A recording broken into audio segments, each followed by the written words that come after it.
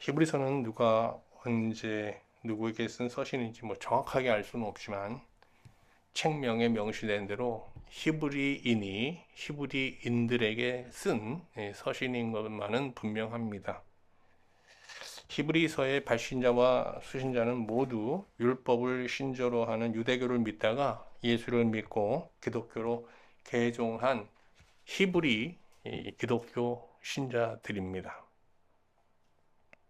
그런데 당시의 히브리 공동체는 어떤 박해로 인해서 기독교를 다시 떠나 유대교로 지금 돌아가려고 하는 영적 위기를 맞고 있죠. 이에 히브리서 기자는 히브리서 1장부터 10장에서 기독교와 유대교를 비교하는 방식으로 기독교의 우월성을 강조하면서 유대교에 회개하려는 신자들을 이제 설득하고 있습니다. 사실 유대교와 기독교는 거의 같은 종교거든요. 섬기는 하나님이 같잖아요. 그리고 그들이 경전으로 삼는 구약 성경도 같아요. 그리고 그들은 유대교나 기독교나 모두 중재자를 통해서 하나님께 나아가는 종교라는 면에서도 동일하거든요. 다만 유대교는 천사와 모세, 아론, 여호수아 이런 사람들을 중재로 이런 천사와 이런 세 사람을 중재로 하나님께 나아가려고 하고요. 기독교는 예수 그리스도를 통해서 이제 하나님께 나아가려고 하는 종교입니다. 여기서 이제 유대교와 기독교가 갈리게 되는 거예요.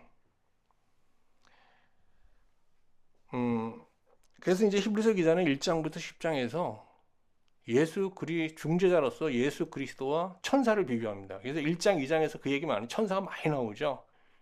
왜? 유대교가 천사를 중재자로 삼고 하나님을 섬기고 있기 때문에 그래요. 그래서 천사를 중재자로 섬기는 유대교와 예수 그리스도를 중재자로 섬기는 기독교를 비교하는 거예요.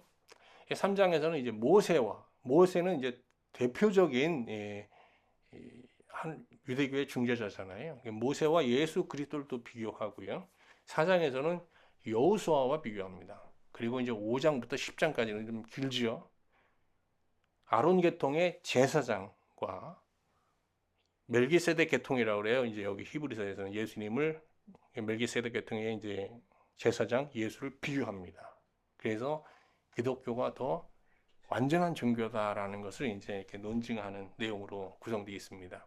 1장, 2장에서 이제 내용을 우리가 봤으니까 오늘은 3장을 중심으로 모세를 중재자로 하는 유대교와 예수 그리스도를 중재자로 하는 기독교의 차이, 기독교의 우월성 이런 내용들을 한번 자세히 살펴보도록 하겠습니다.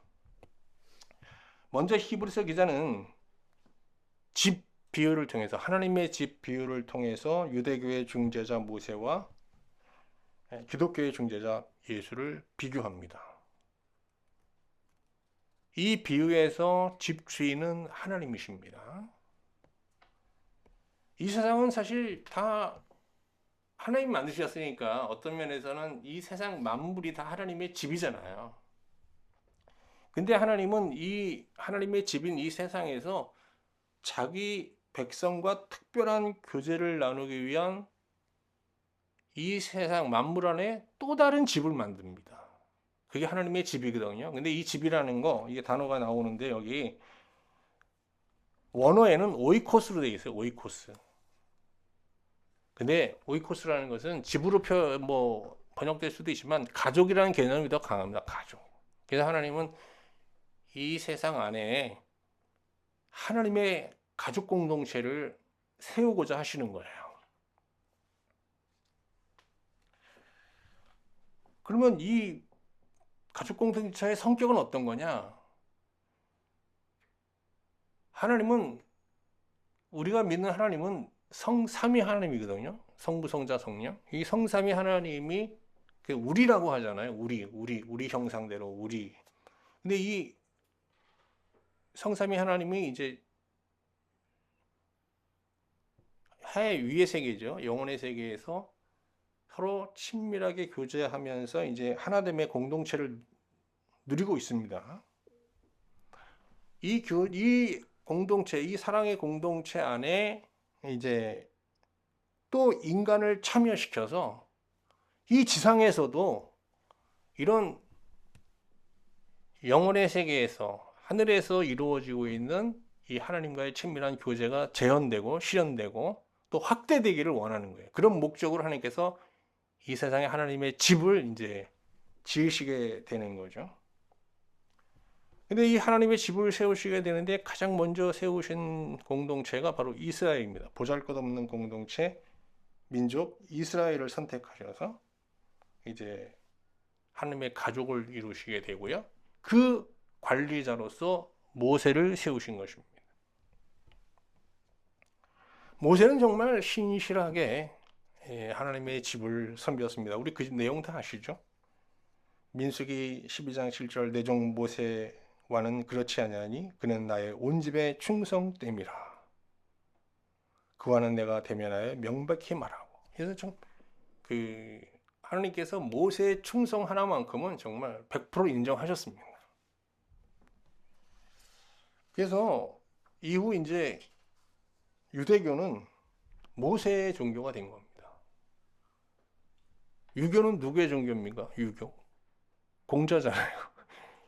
정말 유대교는요, 모세의 종교입니다.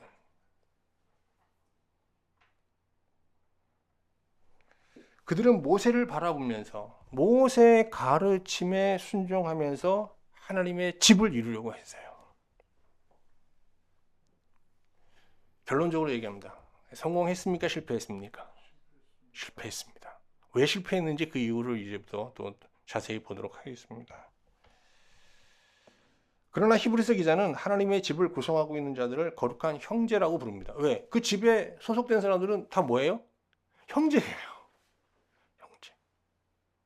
예수님은 어떻게 해요? 형님이에요. 그 집의 아버지는 하나님이시고요.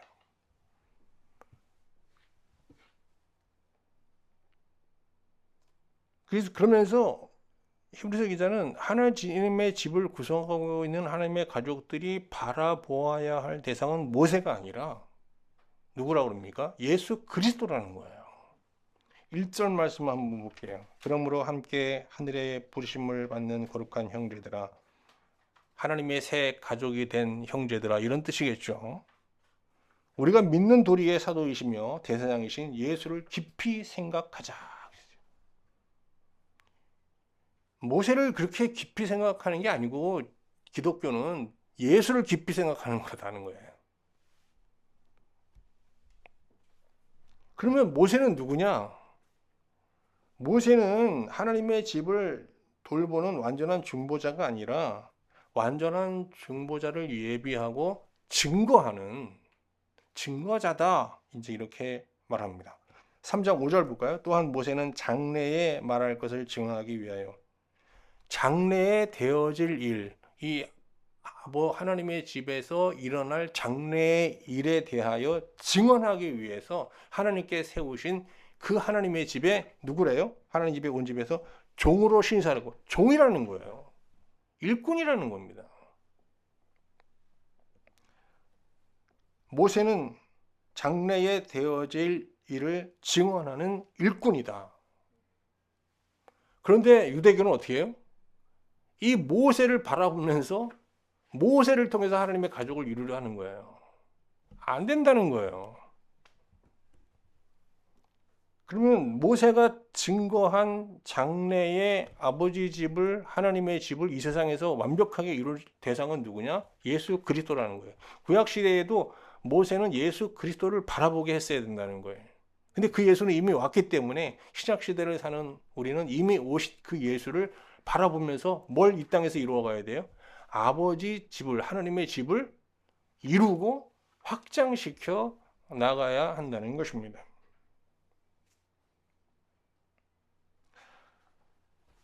여기 3장에서 이제 히브리서 기자가 모세와 예수님을 비교하는데 두 사람의 충성도를 비교하는 건 아닙니다. 모세와 예수님은 모두 충성스러웠어요. 하나님 앞에.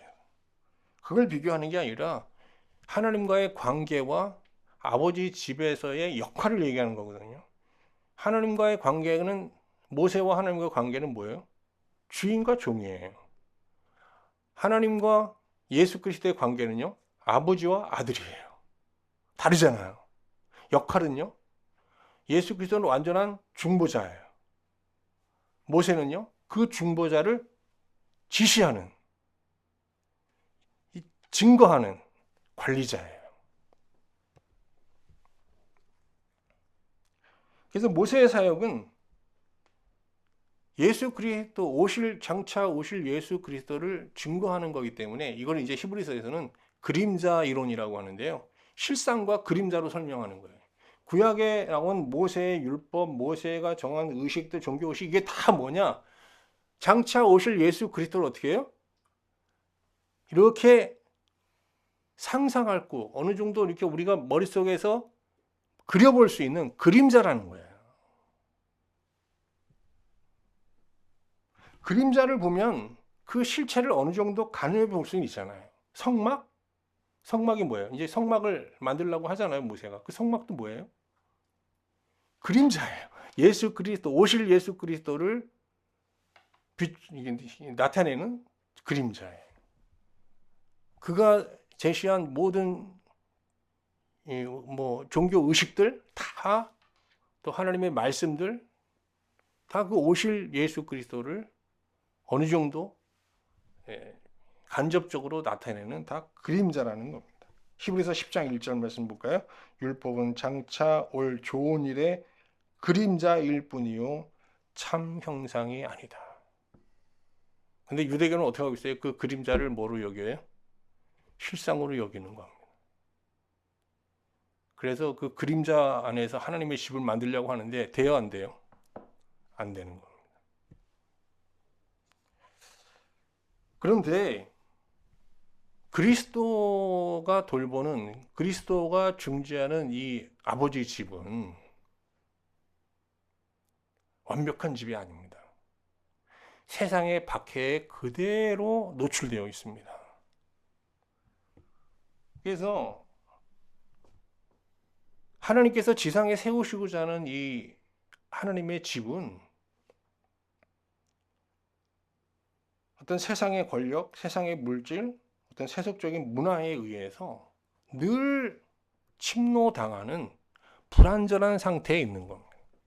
그래서 이 아버지 집에, 하나님의 집에 거하는 하나님의 가족들, 신자들은 다양한 시험을 겪게 되는 거죠. 히브리서 기자가 목회하는 히브리 공동체도 마찬가지였습니다. 그 고난은 날로 더 극심해져 갔고요.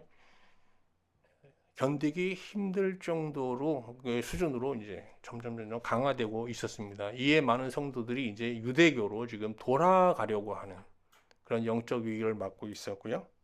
히브리서 기자는 어떤 히브리 공동체의 지도자로서 하나님 앞에 얼마나 기도했겠습니까? 하나님, 이 고난의 뜻은 무엇입니까? 이 고난을 극복할 수 있는 해결책은 무엇입니까? 하나님 앞에 얼마나 고뇌의 기도를 드렸겠어요. 그런데 그때 시편 95편을 통해서 하나님께서 그에게 놀라운 말씀을, 응답을 주셨어요. 이 시편 95편을 묵상하다가 이 히브리서 기자는 무릎을 치면서 지금 교회가 당하고 있는 현재의 상황을 하나님의 눈으로, 영혼의 관점에서, 보좌에서 내려다보면서 거기서 하나님의 선한 뜻을 발견하게 된 겁니다. 그 내용이 7절에 나오는데 오늘 읽지는 않았습니다. 그러므로 성령이 이르신 바와 같이 묻고 하나님 앞에 고뇌하면서 기도할 때 하나님께서 말씀하셨는데 성령을 통해서 말씀하셨다는 거예요. 그런데 그 말씀이 생생하게 음성으로 직접 계시를 준 게 아니라 시편 95편 말씀을 통해서 주셨습니다. 이후에 이어지는 7절 이해 보세요. 그 디귿을 참고 보세요. 몇 편으로 됐어요? 디귿 95편 7절 이하라고 나오죠? 네. 이게 그대로 시편 95편 말씀이 수록되어 있는 거예요. 한번 읽어볼까요? 그러므로 성령이 이르신 바와 같이 오늘 너희가 그의 음성을 듣거든 광야에서 시험하던 날에 거역하던 자 같이 너희 마음을 완고하게 말라. 거기서 너희 열조가 나를 시험하여 징험하고 40년 동안 나의 행사를 보았느니라. 그러므로 내가 이 세대에게 노하여 이르기를 그들이 항상 마음이 미혹되어 내 길을 알지 못하는도다 하였고 내가 노하여 맹세한 바와 같이 그들은 내 안식에 들어오지 못하리라 하였느니라. 이 말씀을 이제 하나님이 주시는 말씀으로 딱 받은 겁니다. 구약에 명시된 하나님의 말씀은 특정 시대 특정인에게 하신 말씀이잖아요. 지금 이 히브리서 기자가 사는 시대에 주신 말씀은 분명 아니잖아요. 그러나 하나님은 많은 경우에 자신과 시대를 향해서 하나님의 뜻을 진지하게 묻는 신자들에게 과거 하나님의 사람들에게 하셨던 그 말씀, 구약의 말씀으로 대신 말씀하시는 경우가 빈번합니다. 우리가 하나님의 뜻을 물으면서 그래서 이 하나님의 말씀을 매일 묵상해야 되는 이유가 바로 여기 있는 거예요. 왜? 하나님께서 꼭 그렇지는 않지만 100%는 아니지만 많은 경우 우리의 물음에 대하여, 우리의 질문에 대하여, 우리의 고뇌에 대하여, 우리의 기도에 대해서 무엇으로? 기록된 말씀으로 응답하시기 때문입니다. 이것을 히브리서 기자는 성령의 음성이라고 표현하고 있고요. 하나님은 시편 95편을 통해서 히브리 공동체가 지금 처해 있는 상황을 그들의 조상 이스라엘이 광야에서 겪었던 상황과 동일선상에 놓고 말씀하십니다. 이게 똑같은 상황이라는 거예요. 그러면서 두 가지 메시지를 선포하시거든요. 하나는 그들의 조상들처럼 하나님의 음성을 듣고 듣고 하나님을 경록해 하면 안식에 들어가지 못하게 될 것이라는 경고의 메시지입니다. 그들의 조상이 광야에서 하나님을 시험하여 안식의 땅에 들어가지 못한 것을 반면 교사로 삼으라는 경고의 말씀인 거예요. 두 번째는요. 매일 하나님과의 관계를 점검하면서 처음 확신했던 그것을 끝까지 붙잡으라는 거예요. 그러면 이 극한 고난의 상황에서도 안식을 경험할 수 있다. 안식에 들어갈 수 있다. 너희가 지금 있는 곳이 뭐냐? 지금 형성하고 있는 공동체의 성격이 뭐냐? 아버지 집이잖아요. 하나님의 집이잖아요. 하나님의 집에서 우리가 누릴 수 있는 가장 큰 복은 뭐예요? 안식인 거예요. 안식. 완전한 평강. 그래서 여기서 중요한 건 하나님과 관계를 점검해야 되는데요. 3장 12절 형제들아 너희는 삼가 혹은 너희 중에 누가 믿지 아니하는 악한 마음을 품고 살아계신 하나님에게서 떨어질까 조심할 것이다. 조심하라는 게 뭔가 하면 계속 돌보는 겁니다. 저도요. 이제 제가 좀 오래된 화물차를 좀 몰고 있잖아요. 아침에 일을 시작하기 전에 나가면 차 시동 걸어놓고 차를 볼지도 모르면서 차를 하여간 처음부터 끝까지 다 돌아봅니다.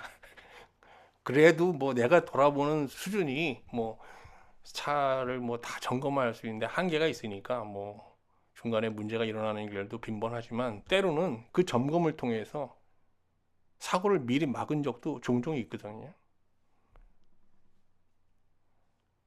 오늘도 할렐루야 하면서 이렇게 시작하면 안 됩니다. 여러분, 하루가 이게 영적으로 올바로 산다, 온전하게 산다는 게 만만한 하루가 아닙니다. 점검부터 해야 돼요. 내가 지금 오늘 하루 지금 하나님과 관계가 잘 형성된 상태에서 좀 출발하나? 이걸 점검해야 된다는 겁니다. 그리고 처음 우리가 가졌던, 붙잡았던, 확신했던 그것을 끝까지 붙잡아야 된다는 거예요. 그게 뭔지 아세요? 이게 그런 말이 많이 나와요. 붙잡아야 된다는 얘기가 굉장히 많아요. 히브리서에. 꼭 기억하셔야 돼요. 뭔가 하면 예수 그리스도를 힘입어 하나님 보좌 앞에 나갈 수 있다는 믿음, 이거예요. 예수 그리스도를 통해서 이 세상에 사는 동안이면서도 어디에 갈 수 있다? 하나님 보좌 앞에 나아가 하나님이 주시는 완전한 은혜를 누리며 살 수 있다. 안식이라고 해요. 여기 이제 히브리서 기자는 평강 이런 말보다는 안식이라는 말을 주로 사용합니다.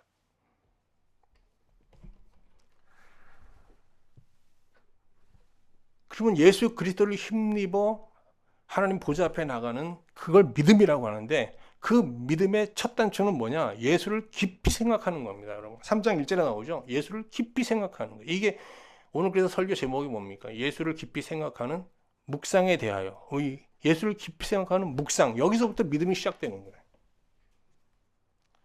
초대교회 성도들은 세상으로부터 박해를 당하자 예수의 십자가 구속 사건을 신약의 유월절 사건으로 해석하면서 교회는 이제 광야로 향해 나아가게 되었다, 이렇게 생각했어요. 그래서 교회의 현실을 광야, 교회의 배경을 광야로 이해하면서 이제 하나님을 섬겼던 겁니다.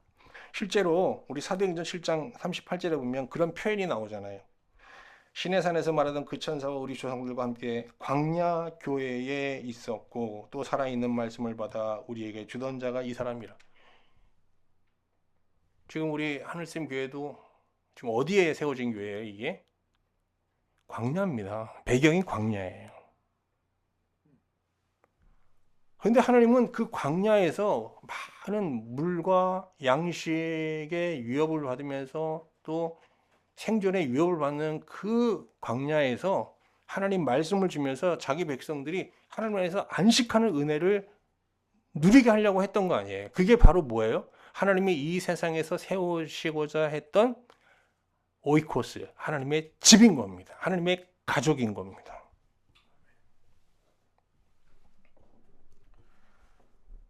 이로 보건대 교회는 완전한 안식을 향해 광야 같은 이 세상을 지나고 있는 순례의 공동체에 있는 겁니다.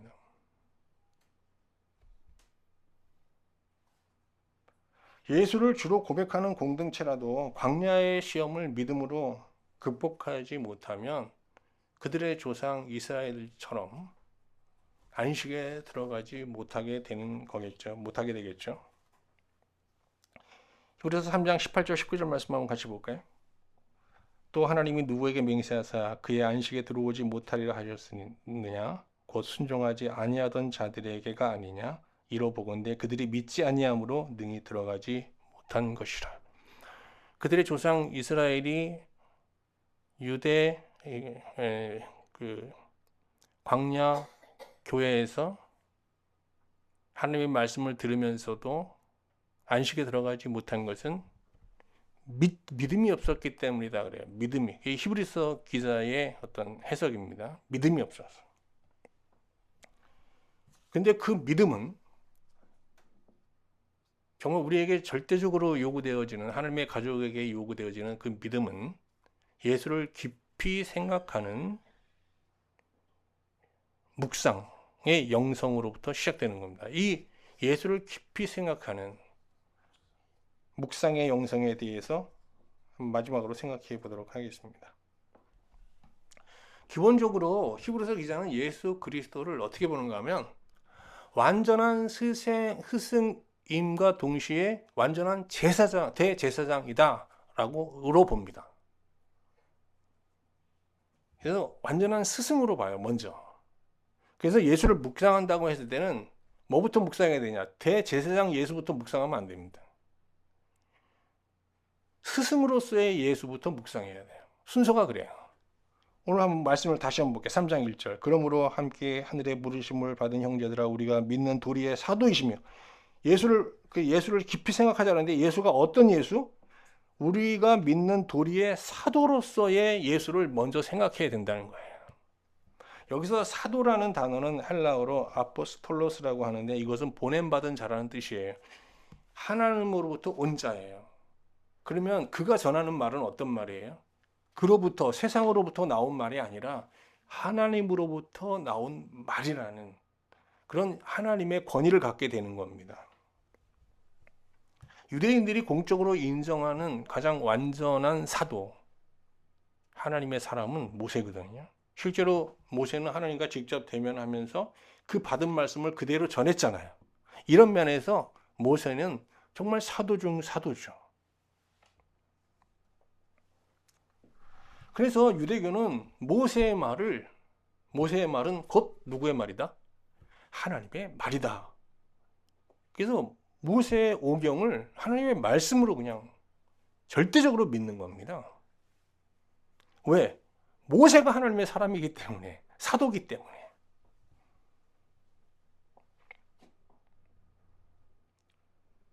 그런데 히브리서 기자는 모세는 실패한 사도라는 거예요. 온전한 사도가 아니라는 거예요. 온전한 사도는 예수 그리스도다. 이렇게 얘기합니다. 자, 왜 그런지 아세요, 여러분? 하나님의 말씀, 하나님은 이 세상에 오이코스를 만드는데 목적이 뭐예요? 우리의 외적 필요를 채워주는 게 아니잖아요. 하나님과 사귐 안에서 그 참여하면서 하나님 주신 안식에 들어가게 하는 우리의 어떤 내적인 필요를 채워주는 안식 공동체를 이루기를 원했던 거예요. 그런데 모세는 하나님의 말씀을 전하면서 그 내용을 빼고 백성들이 듣고자 하는 말을 주로 전하면서 늘 뭘 외쳤냐? 이 하나님 말씀을 지키면 가나안 땅에 들어갈 수 있다고 하면서 가나안을 얘기했어요. 이 가나안은 물론 안식의 땅으로 상징되긴 하지만 가나안 땅에서 누려야 될 안식은 광야에서 먼저 누려야 되는 거예요. 근데 가나안 땅으로 가라 그러자 이스라엘 백성들이 반기를 들잖아요. 가나안 족속의 거인들 네피림처럼 아주 장성한 사람들이 거기 포진하고 있는 걸 보고 겁을 먹고 환 애굽 돌아가겠다고 합니다. 여기서 여실히 드러난 거예요. 그들이 들어가고자 했던 가나안은 어떤 곳이에요? 그냥 애굽처럼 잘 먹고 잘 사는 나라, 우리도 보란듯하게 살 수 있는 나라로 생각했던 겁니다. 진정한 안식의 영성은 부재했던 거죠.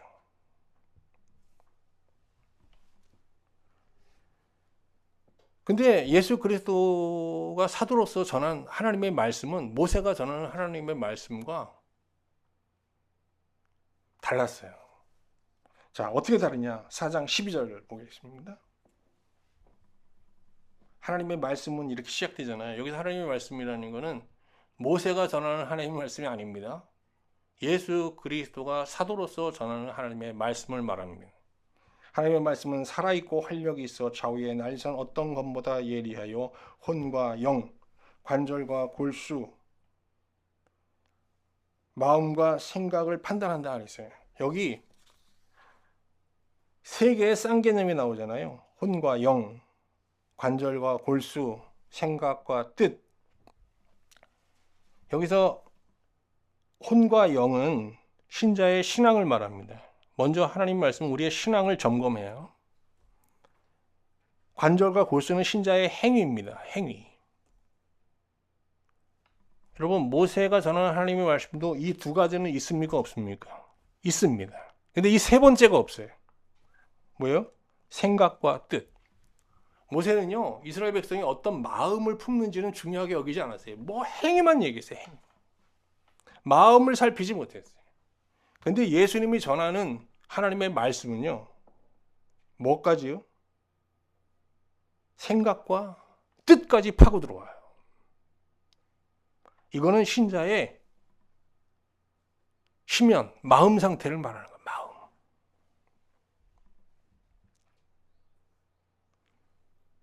제가 만약에 예수 그리스도가 전하는 하나님의 말씀을 정말 이 시간 딱 전하면 우리는 할렐루야 할 수가 없습니다. 우리의 마음까지 다 파고 들어오면 우리는 하나님 앞에 두려워 떠는 존재가 될 수밖에 없거든요. 그 하나님의 거룩하심 앞에서 우리의 부정함과 우리의 경건치 않음과 불의함이 다 드러나기 때문입니다. 거기서 4장 13절 지으신 것이 하나도 그 앞에 나타나지 않음이 없고 우리의 결산을 받으실 이의 눈앞에 만물이 벌거벗은 것 같이 드러나느니라. 여기 드러나다 헬라어로 트라케리조라고 하는데 이게 좀 무서운 단어인데요. 이게 목이 달린 상태에서 이렇게 목뱀을 당하기 전에 이렇게 제쳐져 있는 상태가 이런 단어예요. 끔찍한 단어예요. 잘 쓰지도 않는다는 혐오스러운 단어입니다. 아니, 예수 그리스도가 전하는 하나님의 말씀을 들으면 어떻게 된다고요? 트라케리조에 빠지게 된다는 겁니다. 이렇게 이렇게 된다는 거예요.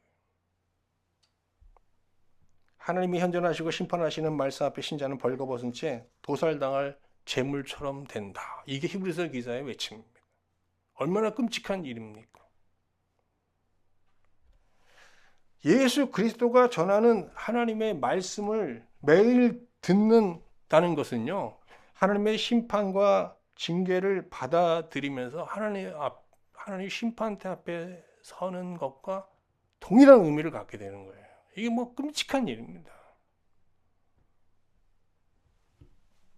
그런데 이렇게 예수 그리스도가 선포하는 하나님의 말씀을 듣고 트라케리조가 된 자들을 하나님께서는 어떻게 돌보세요.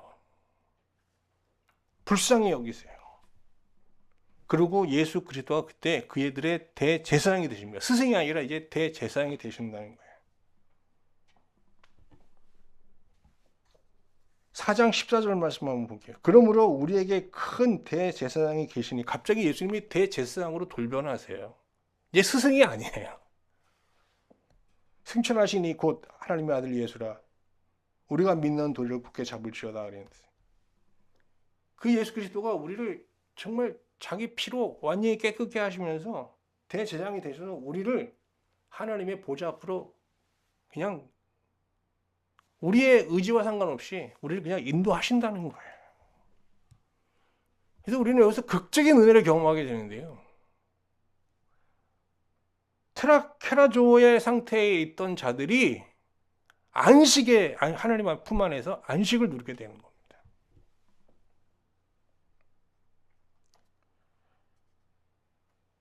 근데 예수 그리스도의 이 제사장의 이 역할이라는 건요, 어마어마한데요. 유대교라는 거는 사실은 이게 종교라는 건 크게 이 세상에서 우리가 바라는 걸 신의 도움을 통해서 쉽게 얻고자 하는 기복 종교가 있고요. 그걸 목적으로 하는 기복 종교가 있고, 또 하나는 도덕 종교가 있습니다. 바르게 살아야 된다. 그래서 종교학에서는 기복 종교는 하등 종교고 도덕 종교는 상위 종교예요. 고등 종교예요. 그렇죠? 유대교는 여러분 기복 종교입니까? 고등 종교입니까? 고등 종교입니다. 이스라엘이 이상하게 살고 있지만 원래 말씀대로 안 살아서 그렇게 사는 거고요. 고등 종교예요. 근데 이 고등 종교는요, 종교에 귀한 사람들의 양심을 분리시키고 균열시키고 갈등에 빠지게 만듭니다. 그래서 굉장히 어두운 삶을 살게 만들어요. 양심의 늘 가책 속에 살게 해요. 자책하는 삶을 살게 돼요. 저도 그래요. 여러분도 그렇죠. 우리가 비종교인들보다 훨씬 더 여러분 불편한 마음을 갖고 살아요. 뭘 해도 이렇게 신자가 이렇게 살아도 되나? 이렇게 말해도 되나? 왜 내가 이렇게 행동했지? 계속 자책이거든요, 이게. 유대교가 꼭 그래요. 그걸 뭐라고 그러는가 하면 죽은 행실이라고 얘기하는데요. 자, 양심의 가책에서 온 죽은 행실이라는데 히브리서 9장 14절 말씀 보세요. 이게 아주 히브리서 기자의 탁월한 통찰력인데요. 한번 볼까요? 히브리서 9장 14절. 흠없는 자기를 하나님께 드린 그리스도의 피가 어찌 너희 양심을 죽은 행실에서 깨끗하게 하고 살아계신 하나님을 섬기게 하지 못하겠느냐. 이 끊임없이 우리를 자극하는 양심의 가책, 여기서 우리를 해방시킨다는 거예요. 대제사장 예수는. 그 내용은 나중에 5장, 6장, 7장, 8장, 9장, 10장에서 아주 심도 있게 살펴보도록 하겠습니다. 오늘은 시간이 없으니까요. 하여간 그런 기대를 갖고 히브리서를 보시기 바랍니다. 이제 말씀을 마치겠습니다. 예수 그리스도를 완전한 사도로, 완전한 대제사장으로 계시하는 히브리서는 그야말로 영원한 진리입니다. 히브리서 기자는 그 예수를 힘입어 예수를 깊이 생각하며 하나님께 나아가자 얘기하는데 이게 정말 기독교의 핵심 진리예요. 지금 이 시대에도 수많은 그리스도인들이 지금 우리가 마음속에 모시고 있는 이 완전한 대제사장으로 완전한 스승으로 살지 못하고 있잖아요. 히브리서 기자가 고난 가운데 있는 성도들에게 외치는 메시지는 분명합니다. 힘들수록 고난이 우리의 신앙을 위협하면 위협할수록 예수를 더 깊이 생각하자. 특히 사도로서의 예수를 생각하자. 그리고 나아가서 예수 그리스도 대제사장으로서의 그리스도를 생각하자. 그리고 그를 힘입어 하나님의 보좌 나아가 하나님 주시는 안식을 누리자. 하나님의 집에서 누리는 그 안식으로 이 고난을 이길 수 있다. 이겨내자! 라고 외치고 있는 겁니다. 이런 면에서 볼 때 기독교는 종교 이상이죠. 기독교는 진리고 생명이죠. 그리고 완전한 승리를 보증하는 약속하는 소망의 종교죠. 아무쪼록 오늘 히브리서 말씀을 묵상하면서 매일 예수를 사도로서 대제사장으로 묵상하며 여러분도 또 이 한 주간 또 많은 고난들이 있을 수 있는데 이 고난 가운데서도 하나님의 안식을 누리며 승리하는 한 주 영위할 수 있기를 주님의 이름으로 축원합니다.